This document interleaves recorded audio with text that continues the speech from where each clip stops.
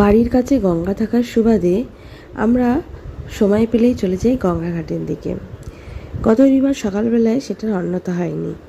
গ্যালেজ street থেকে গাছ কিনে ফেরার সময় আমরা চলে গেছিলাম আইটলা গঙ্গাঘাটের দিকে। সেখানে পৌঁছে স্কুটি থেকে নেমে গঙ্গার ঘাটের দিকে গিয়ে দাঁড়ালাম। রোদ ঝলমলে আকাশ, খুব ভালো লাগছিল। মা গঙ্গার রূপ আমার সত্যি খুব ভালো লাগছিল। সেই সময় চলছিল, ওখানকার স্থানীয় লোকেরা সেই সময় ওখানে স্নান করছিল, সেই সময় চলছিল স্নান পর্ব তাদের। আমরা বেশ খানিকক্ষণ ওখানে ছিলাম।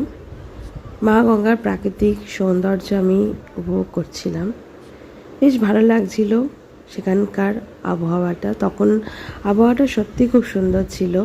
রোদ ঝলমলে আকাশ, একটা সুন্দর মিষ্টি সকালের গন্ধ, মিষ্টি আবহাওয়া, মিষ্টি হাওয়া, সব রকম একটা সুন্দর মনোমুগ্ধকর একটা পরিবেশ আমি উপভোগ করছিলাম।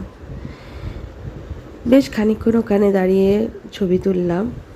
ওখানকার প্রাকৃতিক মনোরম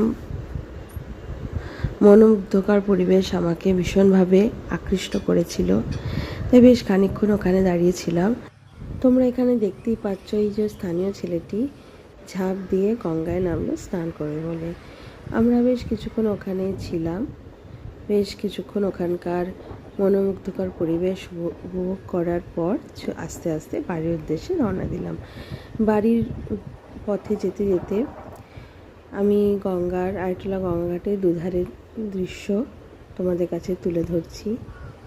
এই দেখো, এইদিকে গঙ্গায় লঞ্চ চলছে। জেটি ঘাট থেকে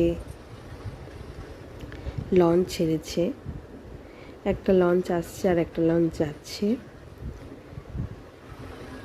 আর এই দেখো সকালের এই চিত্র। তখন ঘড়িতে বাজে সকাল 9:30। তখন বেশ রাস্তা ফাঁকা, খুব একটা ভিড়ভাট্টা ছিল না। বেশ ভালোই লাগছিল তখনকার পরিবেশটা। আমি এই পরিবেশ উপভোগ করতে করতে চললাম বাড়ির দিকে।